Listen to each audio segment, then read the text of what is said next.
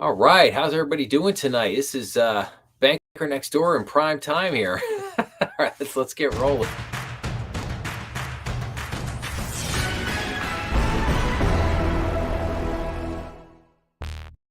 All right, welcome to the Strategy Room. This is the Banker Next Door. This is our weekly live stream show. I am trying to move this around a little bit because I'm trying to figure out here kind of what works. Last week did this on Sunday. Tonight I'm kind of trying this on a Friday night to see how this goes and see kind of what kind of interaction and stuff I get here. So we'll kind of jump into it. But for anybody who may be new or who may be checking this out for the first time, so I have done a kind of a main show on my YouTube channel here where I've called like the weekly banking update, where it generally runs for 30 minutes. And I try to give a broad range of banking news for that particular week. And I'm trying to adopt that here, but just in a live stream format. So instead of 30 minutes, generally trying to do an hour or maybe a little over an hour, just depending on, how much news and how just the different stories and stuff I'm trying to cover, and and how much interaction I get throughout the hour from people with maybe questions or different comments and things that come in. So I'm going to start off. So I always go into, there's a couple things I usually cover. Always do economic indicators for like what's coming up this week. I try to cover a lot of the economic indicators and different informations that came out during the week that just was. And I try to tell a lot of different news information and stories for kind of everything that's going on in the banking financial services world. I try to cover main things that are going on. For instance, if you were watching any of my kind of individual episodes that I've put out over the last week or so, I did a big episode about the Treasury is basically manipulating interest rates and how exactly they're doing that. And I referenced a whole research paper that came out showing and detailing how they were doing that. And not only that, but how what they were doing was very similar to what the Fed was doing when they were doing QE or quantitative easing. So that was just one example. Then I also did a big episode about the Labor Department, the Bureau of Labor Statistics, BLS, about how they've basically been cooking the books over there. And they just had the largest revision that they have had in 15 years. And also one of the largest revisions that they've ever had since they've been, keeping track of the unemployment statistics. And so that just kind of leads to the question, which kind of also leads into some of the first stories I have here tonight. And that is, can we really trust the economic data that's coming out? I mean, we see just the pattern of things that we see is basically like economic data comes out, looks great. The headline looks fantastic. And then as a result, the Federal Reserve goes, oh, hey, the economy's humming along. Inflation's coming down. Retail sales are strong. GDP is strong. The unemployment market is super strong, and unemployment rate is super low. It's at 3.8%. And how could we possibly cut rates if the economy is this strong? But yet people on the street are going, wait a minute, like this is not what's happening. The economy is not this strong. And so why isn't the Fed cutting rates? So this is kind of the issue. And I have been saying for all year now on the channel that basically I'm not believing a lot of these economic indicators. I'm not believing a lot of the numbers that come out because of the revisions that keep happening. The numbers come out, like I said, they come out, they look good, but then the next month, the next month headline number looks great, but oh wait, that great number that you got last month, yeah, we revised that down to a much lower number. So that's kind of some of the things that are going on, but definitely some of the episodes that I try to highlight on the channel, as well as a lot of things that are just banking. Like I talk about, I've got some episodes coming out this week where I'm going to be talking about how do banks feel about loan growth. I've got interviews coming out. So I just did an interview with a gentleman named Mark Ritter, who is the CEO of a company called MBFS, and that will be coming out. Episode will be premiering tomorrow. But I've done a lot of episodes. I've done a lot of interviews here on the channel. So I hope that people will go and check out those interviews when they have a chance. And I've also done a lot of different kind of special series. Like I have a crypto series. I do book reviews, all business related books, but do book reviews. I also do movie and documentary reviews for business related things. Like like last year I reviewed Dumb Money, the GameStop story. I did the BlackBerry movie. Netflix just had a documentary out called How to Rob a Bank. So anything that's like business related, I like to cover here on the channel. So and I'm a huge movie buff. I love movies, love books, and all that kind of stuff. So hopefully people will go and check out some of the other stuff. One of perhaps the most important series though that I've done is called The Lords of Easy Money. And I would highly, highly recommend that if you've never read the book, if you're not familiar with it, you need to go look at it. I did an entire series on this book where I literally went through the book methodically, chapter by chapter, because it was so important. I felt like it was the best book that I had read in the last 10 years. And it was so impactful because it explains everything that the Federal Reserve has done since the financial crisis for basically the last 15 years. And so if you want to understand truly what's going on in the economy right now, how do we get to the point that we're at what the Federal Reserve is doing and maybe what the Federal Reserve shouldn't be doing, you definitely want to go watch that series. And I designed the series in a format so that if you wanted to watch the breakdown on each chapter, you can watch the episodes where I break down each chapter. The book is broken into 3 parts, basically part 1, part 2, and part 3. And I also have episodes that are only like 30 minutes where I review each part of the book. So if you would rather just do kind of the quick overview, I've got 3 episodes that I run through each part of the book, which is about like 6 chapters. So, and that's a much quicker review. And then there's also kind of a conclusion episode if you want to just watch that. So there's a couple ways you can watch it that are faster than others. But like I said, I would highly recommend you check out that series when you get a chance. So, okay. So before I delve into articles, I just want to go over the economic indicators that are coming up for this week. So on Tuesday, September 3rd, we've got the manufacturing PMI. We got the ISM manufacturing PMI coming out on Wednesday, September 4th. We got the trade balance. We got the JOLTS job openings. We got the beige book, and we got the API weekly crude oil stock. On Thursday, September 5th, we got ADP non-farm employment change.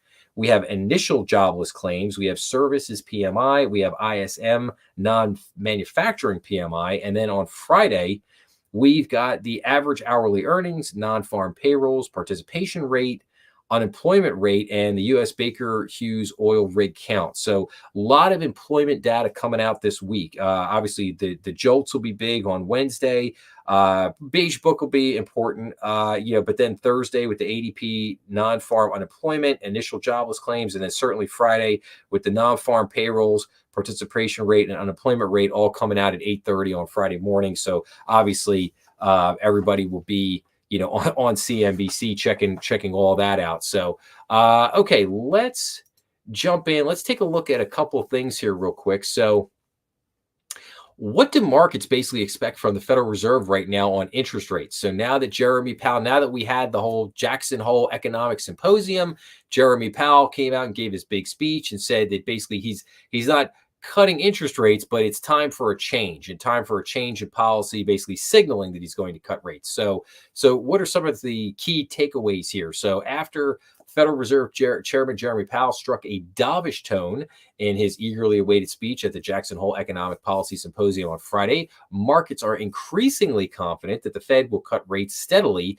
throughout the rest of 2024. Fed funds futures trading data suggests that a majority of traders expect the central bank to cut rates by at least a full percentage point by the end of the year.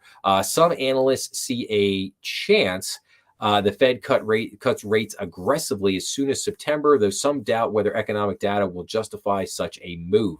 So I'm basically in that camp where I don't believe the economic data is going to justify such a move. And let's consider this for a second. There are only 3 meetings left in the year. We have the September meeting coming up. There's no meeting in October. You get a next meeting in early November, and then you get a meeting in mid-December. So you've got 3 meetings. So if the Fed is going to cut by 100 basis points, that means they got to come super aggressive out of the gate, meaning you're going to see a 50 basis point rate cut in September, followed by quarter point rate cuts in November or December. Is that possible? Yes, it is. However, has the Fed signaled that? No. The Fed has signaled that basically they're looking to do, quarter point cuts. They're going to start in September with a quarter point cut, and then they're going to kind of see what happens. I'm still of the frame of mind that the economic data is coming in. It's coming in. Uh, I guess favorably to say that a rate cut would be coming. And of course, I've got a lot of other economic indicators and things to show you here before we're done that would probably justify what the Federal Reserve is looking to do here. But I don't think, again, I don't think we're going to see as this aggressive. And I would remind people that what happened when the Federal Reserve said that they were going to start increasing interest rates for a year.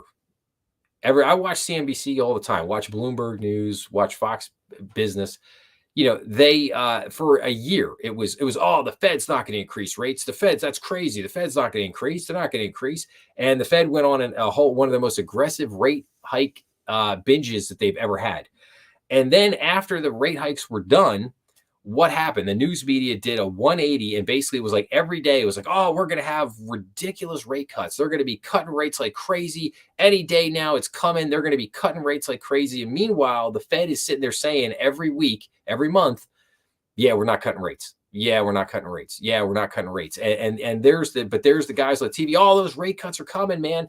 And then finally the reality set in. And now here, the Fed comes in and says, you know what? We've seen some weakening in the labor market. We've seen some weakening in the manufacturing market.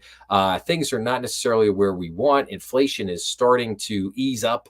And, now might be the right time. We see some softening in the economy. Now might be the right time for us to start, cutting rates. And immediately it's this overly aggressive, like, oh, they're going to cut 100 basis points just like that. Let's go.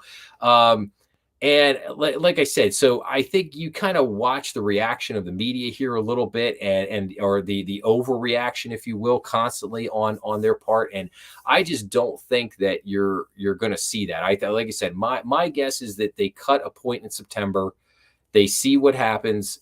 You come back in November, maybe you get another quarter point cut, but I think they're going to cut a couple and then they're going to pause. They're going to wait, a month or two, kind of see what happens. But I would anticipate a series of rate cuts early next year, maybe January, February, March, April, where you just get every month. It's like quarter point, quarter point, quarter point, quarter point. I think ultimately the Fed probably wants to take interest rates down by 100 to 150 basis points. And that's the other thing. If they cut 100 points right off the bat before the end of the year, I mean, what do you think they're going to do next year? You think they're going to cut another 100 basis points or two? Are we going back to ZERP? We're going back to zero interest rate policy? Is that where people think we're going? Because we're not going there. They're not going to cut as deep and aggressively as the media and perhaps Wall Street wants them to. It's just not going to happen. Okay, let's look at some other things here. What do I want to do? Okay, let's look at, this is an interesting article, and this is written by Jeffrey Tucker. If anybody has not had a chance to follow Jeffrey Tucker on X, I have loved his kind of economic commentary over the years. And so this gets back to what I was kind of talking about a few minutes ago, and that is, can we really trust the economic data that's coming out? And I think this is a perfect example of that. So this article is called The Truth About Retail Sales. So let's take a look at this. So in normal times, a boost in retail sales would be something to cheer. It suggests that consumers are spending, producers are producing, and plenty of resources exist to support it. By normal times, he means that most of the past 40 years, before 3 years ago, that's because inflation at the time seemed manageable, running generally about 2% per year. It never occurred to anyone that a boost in retail sales was nothing more than people spending more money on the same thing. Retail sales are typically reported in nominal terms, that is just the amounts. In times of high inflation, however, this creates an odd situation. People have to spend more on the same good or service on repeated buys. You know this now from personal experience. What used to cost $1 is now $1.50 or $2. If the government reported the new spending as great news, you might protest. This is not progress, and it certainly is not good news. And yet, old habits die hard. Month after month, retail sales data are reported not in real terms, but in nominal ones. There are many features of government data today that deserve skepticism, but this one ranks up at the top. It is so brazenly misleading, and yet there is no official source out there that reports real retail sales. This is odd because no agency would report gross domestic product (GDP) numbers without adjusting them for inflation. And yet, for retail sales, such adjustments are never made, or rather, you have to make the adjustment yourself. So, and I think that's the point there. So, in other words, you see retail sales, the retail sales number looks great. Again, it gets that headline, gets the headline number. And once that headline number goes up there, and then, CNBC is like, oh, this is great. Look, retail sales are going. The consumer's just spending like crazy. This is awesome. This is great. But yet, when you really take a step back and you look at it and you realize that the retail sales do not account for inflation, that people have to spend more money to buy the same thing or to buy less. So therefore, what in other words, what is this number really telling you? Like, yeah, okay, the sales are going up, but all that really means is people are spending more money to buy the same thing. So again, can you really trust it? Is it really telling you what you need to know? So let's take a look at something else here for a second. Boom, let's take a look at this one. So what is happening here in this chart?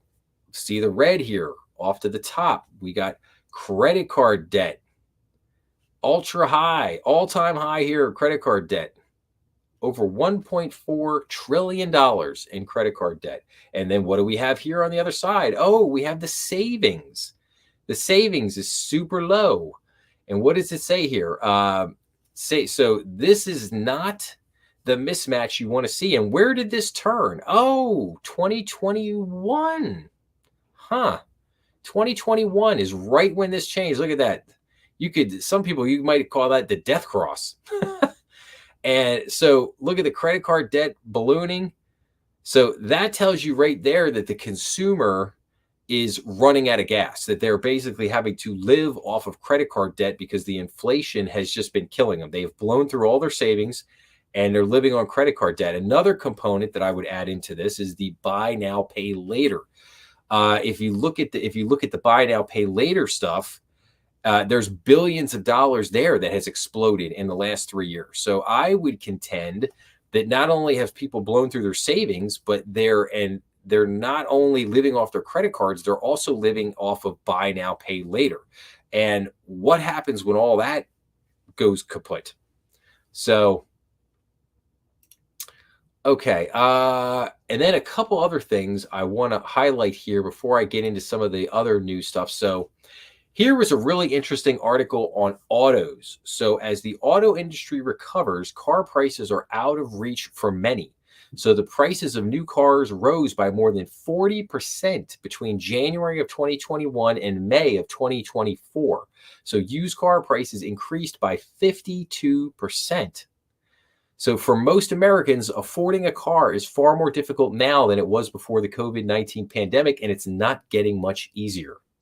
The U.S. automotive market is returning to normalcy after years of supply chain issues, depressing demand for new cars and low vehicle inventories. However, a new or used car is often too expensive for Americans who are already battling inflation. That's making financial decisions more difficult than they were a few years ago. Cars are not nearly as affordable today as they were 5 years ago. Carl Brewer, an executive analyst at car search engine and price aggregation service iSeeCars.com, told the Epoch Times. In 2019, a consumer with a budget of $20,000 could afford about 50% of the used cars on the lot in the United States. In 2023, only 13% of used cars fell within that price range. 13%. Things are harder for new car buyers, especially when high interest rates are added to already elevated car prices. The average American's credit score is about 700, according to Experian and Equifax. That qualifies a buyer for a loan with about a 7% interest rate. In June, according to Cars Commerce, the average list price of a new car was $49,500. The most desired new car, the Ford F-150, averages about 58,000. I will say this: if you're buying a brand spanking new Ford 150, I want you to find me one that's 58,000 because I've been to those lots. Those sticker prices are 70, 80, $90,000. They're not 58,000. Interest rates are making $700 to $1,000 monthly payments not only common, but almost unavoidable for a lot of new cars. Yes, absolutely. Absolutely. And you have to ask yourself, like, how many people can afford to pay $1,000 a month for a new car? I mean, that is a huge monthly payment. So just something I wanted to point out here. And then let's look at another article here. Almost 50% of 80,000 small businesses say they won't survive under current economic conditions. Many said they would just have to close their doors because they cannot reduce costs any further. If we go down here, like a new survey of 80,000 small businesses found that 48.6% believe they won't survive the United States' current economic conditions. Conducted by Red Balloon and Public Square, the survey also indicated that 22.4% of respondents said their business would definitely not survive continued inflation, while 26.2% indicated their business probably would make it. The survey, which was conducted from April 30th to May 10th, included 80,000 small businesses with fewer than 500 employees from across the country. Retailers, restaurants, service providers, and those in the hospitality industry were among those interviewed. Responding to questions about what changes business owners would need to make to stay afloat, many said they would just have to close their doors because they can't reduce costs any further. Others stated that they would be forced to cut costs to the bare minimum. While the remainder said they may be faced with closing up to half of their locations. So, again, not sounding too great there for a lot of the small business owners. And I think, a lot of small businesses, they have already, passed on what costs they can obviously pass on to the consumer, but you invariably reach a point where you can't pass on any more costs. You've done what you've done, and you can't get any more. So, okay, let's get into one other thing here. So here's another article I wanted to share with everybody, and this was from the Wall Street Journal, and this was from As Generation X Approaches Retirement, Reality Still Bites.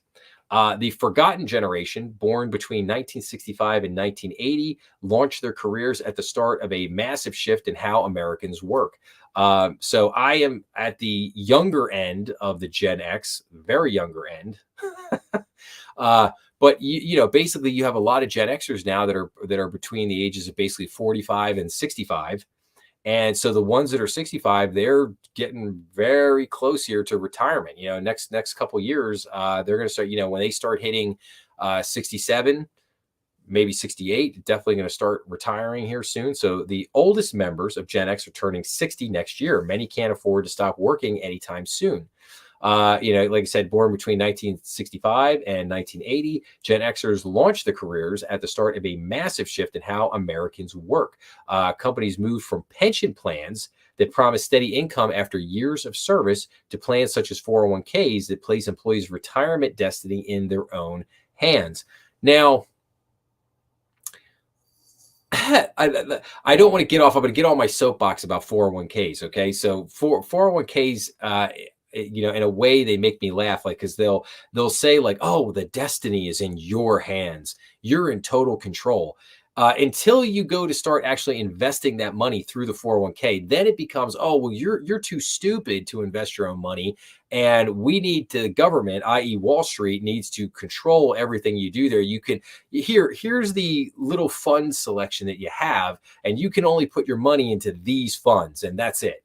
And if you want to, don't touch that money, don't ever touch it, because then you'll have to pay a big penalty to get it. So yeah, it's wink, wink. It's your money. You have total control over that thing. Yeah. Okay. Anyway. All right. Sorry. Didn't mean to get on my soapbox there.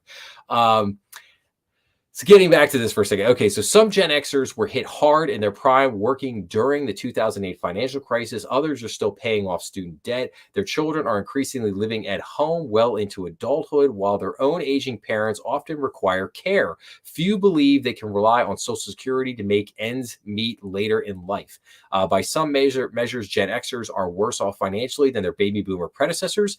The median household net worth of Gen Xers between 45 and 54 years old was about 250,000 in 2022, about 7% lower than that of baby boomers at the same age in 2007. According to inflation-adjusted Federal Reserve data, that was the only age group that experienced a drop in median wealth over the 15-year period. And then the article basically goes on to give a number of examples of different Gen Xers and kind of their struggles or whatever. But the main point that gets driven home is that basically a lot of the Gen Xers, believe that they are not going to retire.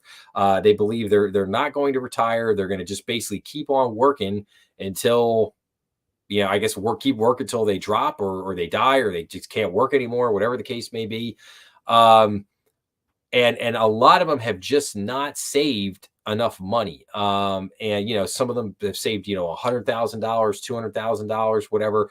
And unfortunately, when you look at the cost of retirement, like that's, I mean, something is always better than nothing for sure, but you have to look at the realities. I mean, if you had to go into an assisted living facility, $200,000 and it would be gone like that in the blink of an eye. I mean, it's crazy how much these places cost, and that's just kind of things of that nature. So and like I said, and this is really the first generation coming through here, where a majority of this generation is dependent more on 401ks, a defined contribution plan, as opposed to a defined benefit plan.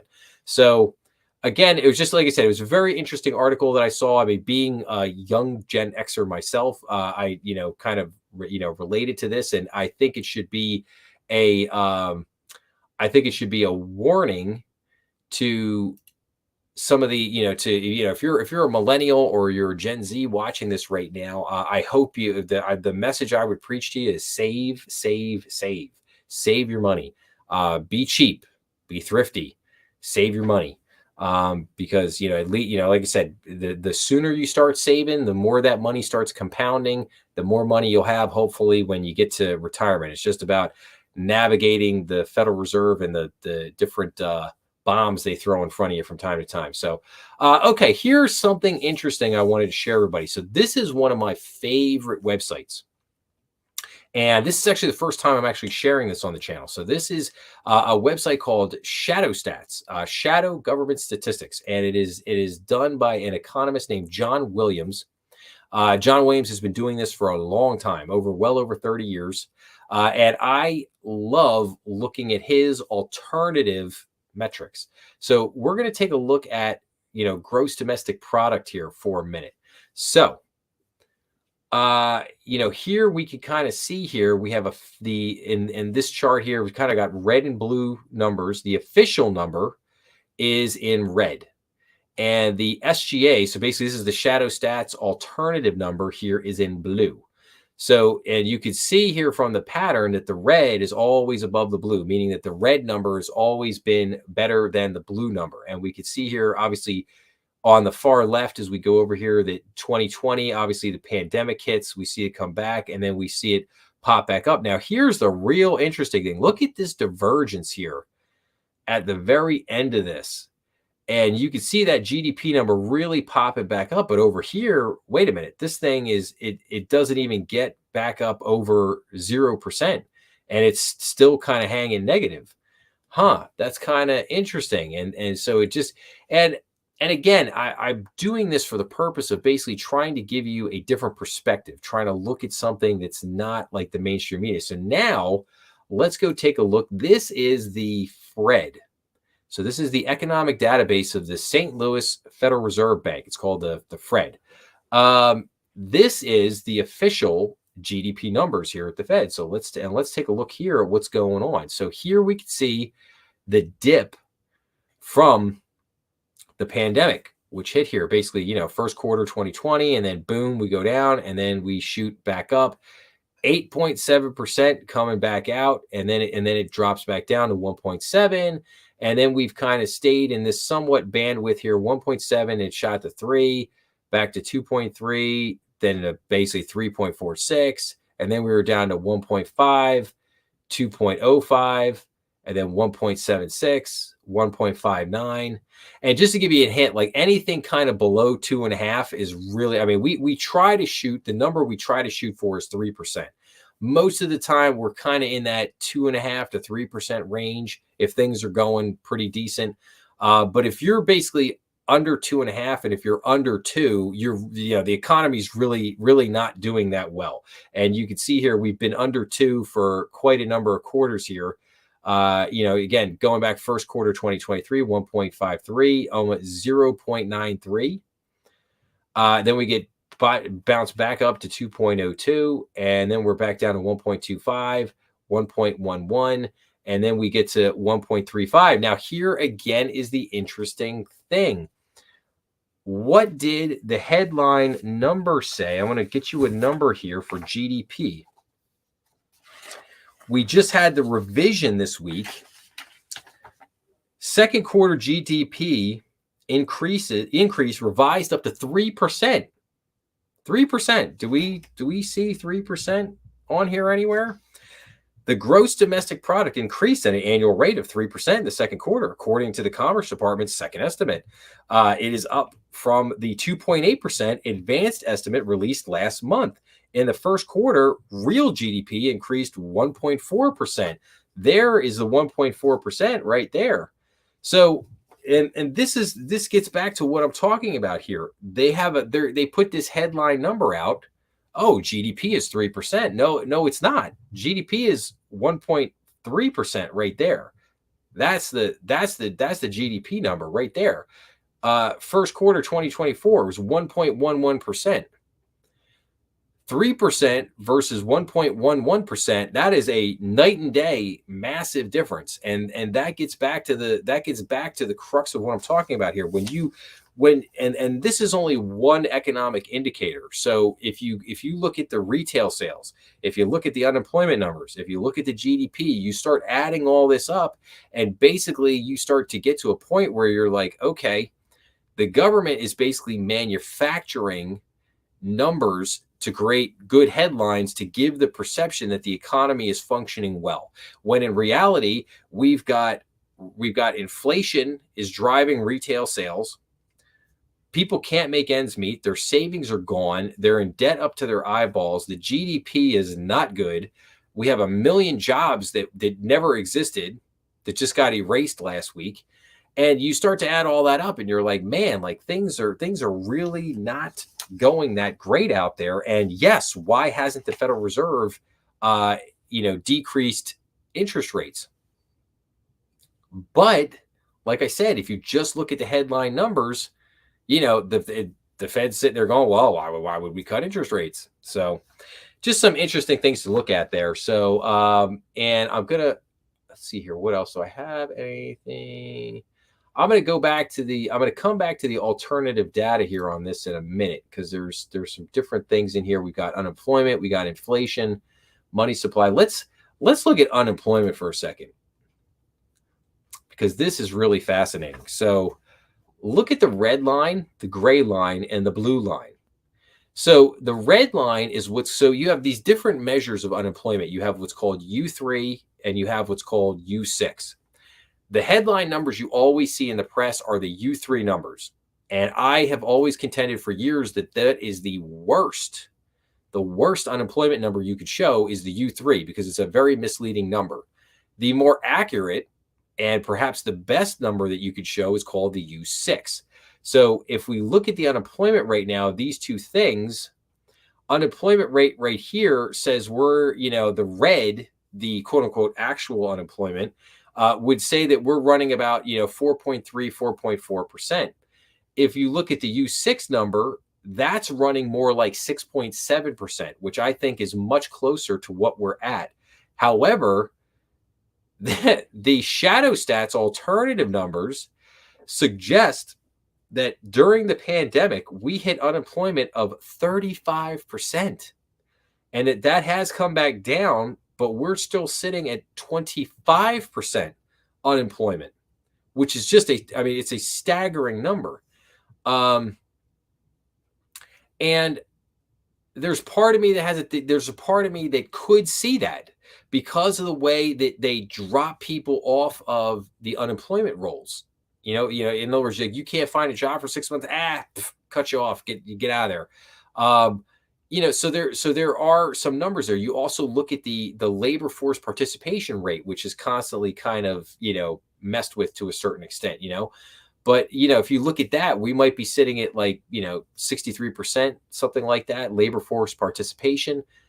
Are we really that high? I would say probably not. I would say we might be bad. If realistically, we might be at 60%, 61%, something like that. So inflation here, this is good. So they have inflation here, and this is the CPI, or what I like to call the CPI. Sorry, bad economics jokes there. All right, but yeah, so we got the red would be, again, the actual number. The blue would be the adjusted number. So here they're saying the CPI number is basically around 4%. Yeah, that's basically kind of where the Fed has been reporting. Yeah, okay, inflation's at 4%, but their adjusted numbers say that it's closer to 8%. I am much more inclined to believe that 8% number based on looking at, prices at the food store, prices for clothes, prices for everything that have gone up. I would be more inclined to lean toward that. Consumer inflation. This is just the change in inflation rate. So again, here, official, you see coming down below 5%, probably about 4 something, maybe 4.6, something like that. But then up here, where are we at? We're still well above 10% here. We might be at about 11 or 11.5%. Consumer inflation. So again, just some interesting things to point. Like I said, I like to look at this. I like to look because I always like to look at alternative points of view. Like what are some of the alternative points of view? What are they pointing out to us there? What are they showing to us, and how? Because I find that the truth is always somewhere in the middle, right? So anyway, okay, let's get into some news here. I'm going to hit you guys with some other economic indicator information here. So wholesale retail inventories, they rose in July. So wholesale inventories rose 0.3% in July, and were up 0.6% from a year ago, according to the Commerce Department. Pending home sales drop in July. So pending home sales decreased 5.5% in July, according to the National Association of Realtors, and they were down 8.5% for the past 12 months. Already talked about GDP, and then new home sales increase in July. So sales of new single-family homes rose 10.6% in July and were 5.6% above July of 2023. The Commerce Department reported the median sale price for July was $429,000. So an important thing to note that I believe I reported on last week was home builders building permits. Building permits are declining, and that's your future pipeline of new homes coming on the market. So while new single family homes the sale may have rose and may have gone up, the building permits are going down, meaning the builders are not planning on building as many homes in the coming months. So just kind of interesting things to see there. Okay, what are let's look at some of the other things going on in banking right now. So CISA, the Cybersecurity and Infrastructure Security Agency, and other agencies, they issued a joint advisory on something called Ransom Hub activity. So Ransom Hub is a ransomware as a service variant, formerly known as Cyclops and Knight, which has attracted high-profile affiliates from other prominent variants such as Lockbit and I guess this is ALF-V, according to the advisory. So something interesting to take note of. The Fed chair, so basically Jeremy Powell said that with an appropriate dialing back of policy restraint, there is good reason to think that the economy will get back to 2% inflation while maintaining a strong labor market. Maybe, maybe not. you have to remember at the end of the day that Jeremy Powell, he has control over monetary policy. He does not have control over fiscal policy. He also has no control over what Janet Yellen is doing over there at the Treasury. So, yes. So I have often said that the Fed is trying to do what I call thread the greatest needle of all time. And so far they're making it, but I hope that the roller coaster does not come to an end real quick here. So, okay, this is interesting. So the ICBA, which is the Independent Community Bankers Association, they have say that there is a bill targeting financial fraud would in fact actually increase scams. So ICBA and other groups told members of Congress that their legislation to shift liability for authorized transactions to financial institutions would increase scams. So you have what's called the Electronic Funds Transfer Act and Regulation E. They limit a consumer's liability for unauthorized transactions, but not on authorized transactions that the consumer voluntarily initiates.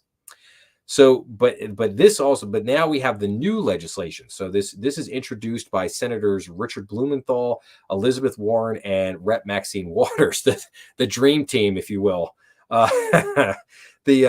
The Protecting Consumers from Payment Scams Act, Senate Bill 4943 and House Bill 9303 would limit the consumer's liability in such instances and shift it to the financial institutions involved in the transaction. However, in a response in a joint letter to lawmakers, ICBA and other groups said the bill would do nothing to stop the criminals that are committing these scams. Further, it would require community financial institutions with less ability to shoulder higher fraud losses to restrict consumers' access to deposit accounts.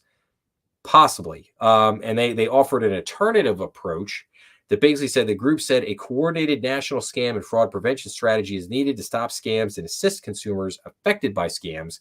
And the strategy should include reducing the ability of criminals to use impersonated social media accounts or fake caller ID and text messages. So, we'll see what happens with that.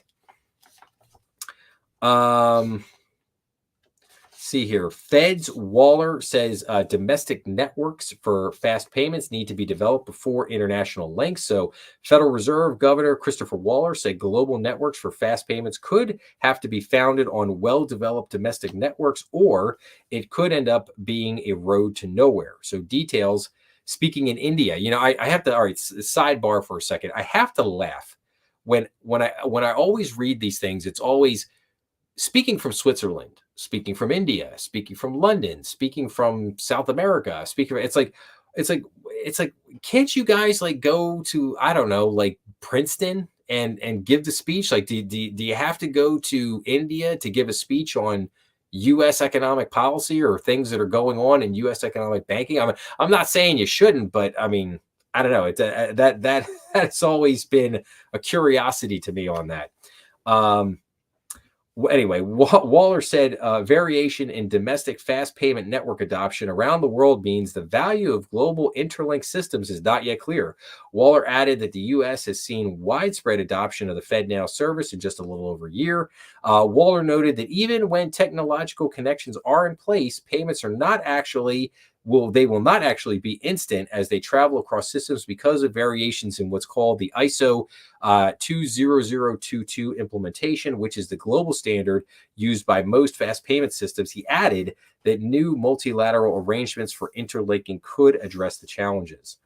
Another warning from CISA, they have warned about Iran-based ransomware attacks. So Cybersecurity and Infrastructure Security Agency, the FBI, and the Department of Defense issued a joint advisory that warns of cyber actors known as Pioneer Kitten, UNC 757, Parasite, Rubidium, and Lemon Sandstorm are targeting and exploiting U.S. and foreign organizations across multiple sectors.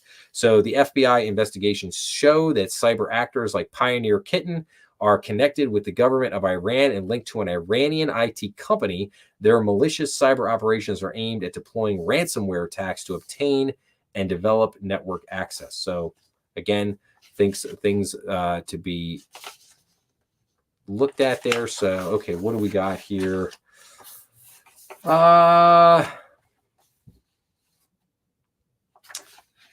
skip that.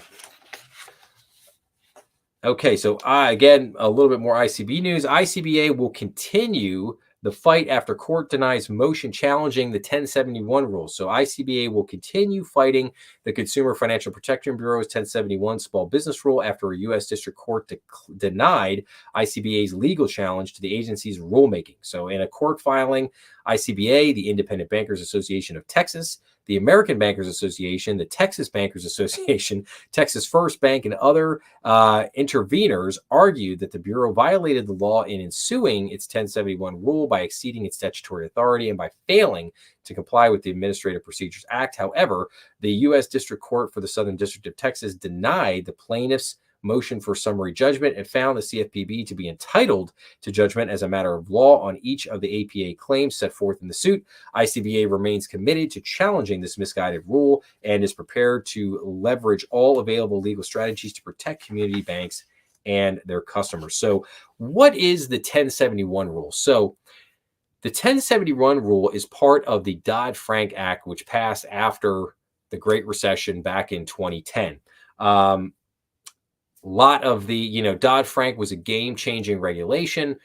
Some would probably argue that it's been an abomination since it came in, but it basically caused a lot of stuff. But you have actually a lot of parts of Dodd-Frank that have actually never been implemented, and that is what the 1071 rule. It's a part of Dodd-Frank that's just been sitting there that has never been implemented. And basically, what it asks is it asks banks, basically every size, to collect data on small business clients. They want to collect a trove of data on small business clients. So a lot of stuff that banks had previously not been reporting, they now want banks to report. Of course, this is yet another big regulatory burden on banks who already have but only 110 billion things to comply with.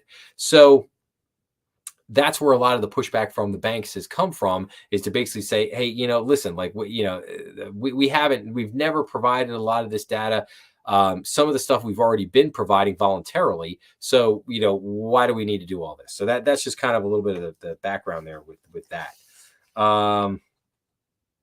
Okay, the Securities and Exchange Commission announced that it filed charges against a crypto bank that claimed depositors could earn returns automatically. The SEC filed charges against Plutos Lending, which does business as Abra, for failing to register the offers and sales of its retail crypto asset lending product, Abra Earn. The SEC also charged Abra with operating as an unregistered investment company, alleging that the offers and sales did not qualify for an exemption from SEC registration. So I have to kind of keep an eye on that. Here's an interesting one. Okay, so if anybody has been following some of the other episodes I've done detailing basically the giant scandal at the FDIC, a lot of craziness happening over there. A lot of both sides of the aisle, both Democrats and Republicans, have called for the removal of Grunberg, who is the chairman of the FDIC. Basically he's still there. He's sitting there basically saying, well, I'm not going to go until a successor has been appointed. They have selected the successor, but they have to go through the approval process, which is basically going on now. But basically Grunberg has refused to step down. So now we get to basically things are trying to be put in place. Safeguards are trying to be put in place to try to correct a lot of the cultural issues over there at the FDIC. So with that being said, the FDIC director, Jonathan McKiernan, said the agency's board rejected his proposal to establish a committee that would oversee independent investigations by outside investigators of existing and future allegations of misconduct by FDIC executives. So McKiernan said his proposal would establish a committee modeled on the special committee that oversaw Cleary Gottlieb's review of allegations of misconduct at the agency. That's the investigation that just happened. He said the FDIC board met Wednesday night, rejected his plan, and adopted a process in which another regulator would retain investigators to investigate allegations on behalf of the FDIC. So in other words, they just want to continue to regulate themselves.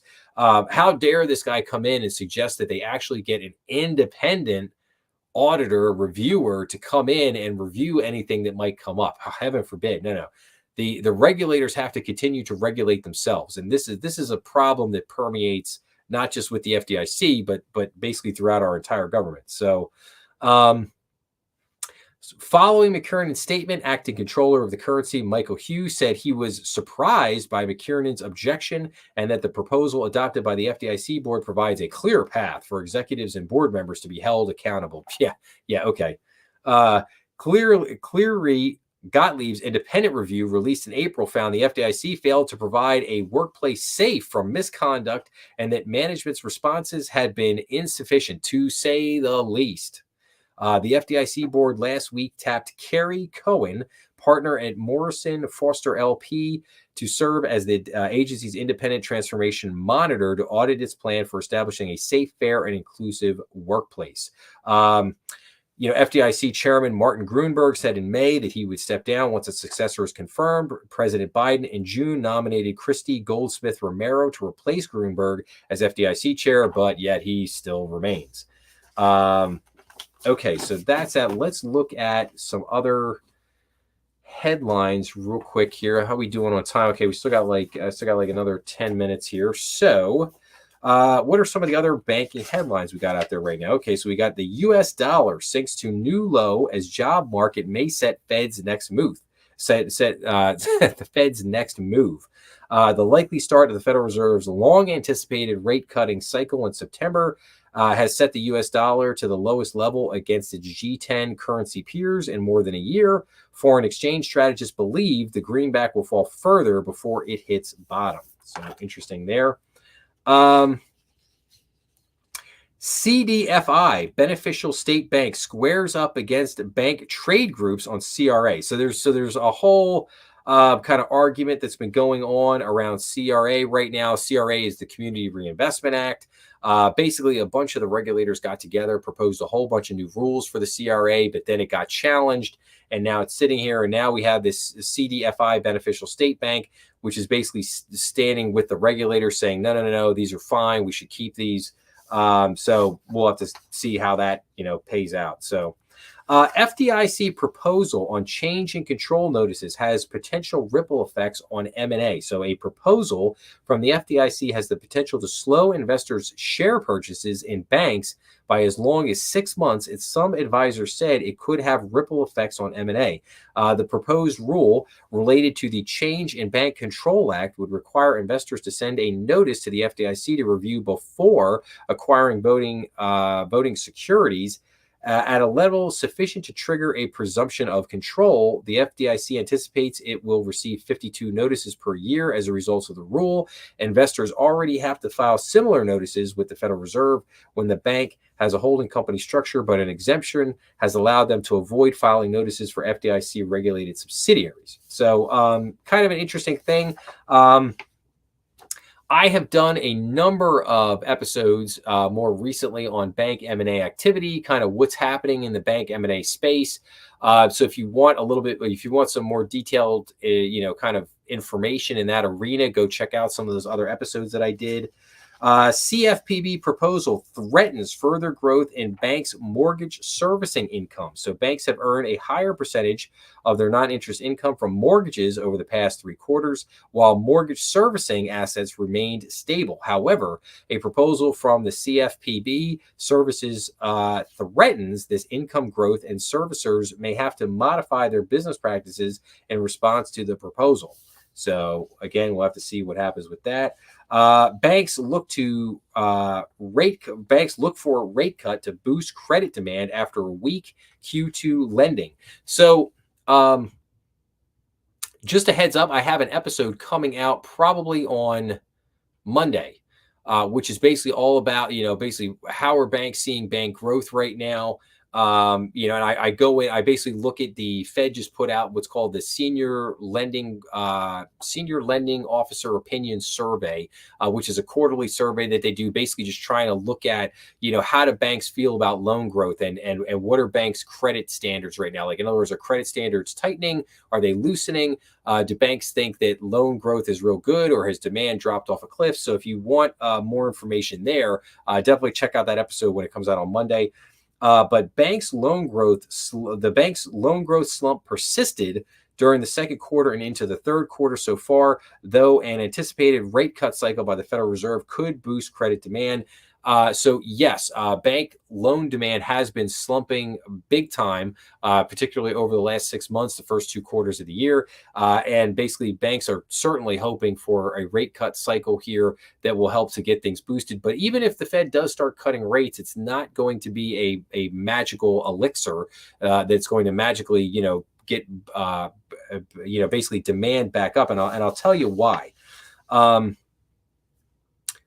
From a psychological perspective, if you have, how do I put it this way? So when rates are going up, the psychology is I better get in and get my loan right now because it's going to be more expensive next month. So you have all these people rushing in, got to get the loan done, got to get the loan done, got to get the loan done. When that's in an increasing rate environment. Now, if you have a decreasing rate environment, what's going to happen? People are they're gonna wait because they're going to say, if I just hold off, if I hold off till next month, it'll be cheaper next month when I go to do this. And so again, you have to kind of wait a little while for the rates to kind of set in, and then people will basically say, okay, rates have come down 75, 100, 125 basis points. Okay, now I could go look at it. But the other thing too is affordability. While interest rates have gone up, so interest rates come down, but is that going to bring down your cost of insurance? Let's take a piece of real estate, for example. Is that going to bring down your cost of insurance? Is that going to bring down your real estate taxes? Is that going to bring down your cost of utilities? No, it's not. Have we seen real estate prices fall over the last couple of years during this rising interest rate environment? No, we haven't. We have not. So interest rates have not fallen. While interest rates may fall, the costs of a property have not come down. The value of properties have not come down. So you still have this affordability issue there. So will the rate cuts help? Absolutely. Will they take a little while to kick in? Absolutely. So I think it's probably more likely that maybe the back end of next year, things probably start to really pick up and really start to move again. Hopefully, we'll see what happens. Okay. What else do I got? Let's see here before I wrap up. I'll probably just wrap up with that because a couple of these things are kind of like deeper issues that I didn't get a chance to talk about. Let me just see here if there's anything that I maybe didn't get to or I missed. No, I talked about that. We hit on all those things. Okay. So, like I said, look for this weekend. I've got 2 episodes premiering tomorrow, 2 episodes premiering on Sunday, and then I got episodes premiering Monday, Tuesday, Wednesday already for next week. So that's basically 7 new episodes that'll be coming out here over the next couple of days. I'm trying to think. So tomorrow, like I said, I have an interview with Mark Ritter, who's the CEO of MBFS, which is a very interesting company, which basically provides outsourced services to credit unions all across the country. So like I said, check that out. I thought it was a really good interview with a really interesting company that does something really kind of unique in the banking space in America. So other episodes I've got coming out on Sunday. I've kind of got an update on China and Japan, like what's going on right now in the Chinese property market. They're having a lot of problems there. I did a couple episodes reporting on the Japanese market, especially with the meltdown they just had as related to the carry trade. So I've got another episode on that, but also, you should watch both episodes that come out on Sunday because the first episode is all about the, China and their property market. The second episode is about basically China's banks and Japan's banks and what they're doing and how that basically is going to affect our economy. China and Japan are the 2 largest buyers of our national debt. So it's pretty important how their economies perform. If they're not buying our national debt, we got a big problem. So check out those episodes. Like I said, the episode on Monday will be about loan growth, and like I said, and then there'll be a couple more episodes mixed in there coming out. But I've put out a lot of, I think, really good content the last couple weeks on the channel. So I hope people will go and check that out. And like I said, so I'll basically wrap up with this. If you like this live stream, please make sure to like, share, and subscribe, as that really helps my channel. If you have any comments, please leave that. Please, put them in, leave them in the box. I always love getting back to everybody. And I've got some good things in the works coming out. I've got a couple things that I'm going to be announcing here in the next week or two. So stay tuned for some of those announcements coming up. And I'm just thinking if there's anything else that I don't think there's anything else that I did not forget to hit. But as always, I mean, we are on YouTube, Rumble, and all the major podcast platforms. So if you enjoy YouTube, check us out on Rumble. Also check us out where we do live streams on Podbean as well for kind of the podcast audience. You can find us on Apple Podcasts, Google Podcasts, Spotify, whatever medium you like, whatever floats your boat. But like I said, just check us out. And like I said, if you're enjoying this stuff, please let me know, as I always like to hear people's feedback and get back to people. But I hope everyone has a wonderful Labor Day. I hope everybody has a great weekend out there. Be safe, and I will see everybody again next week. Thank you so much for joining me, and take care, everybody. See you later.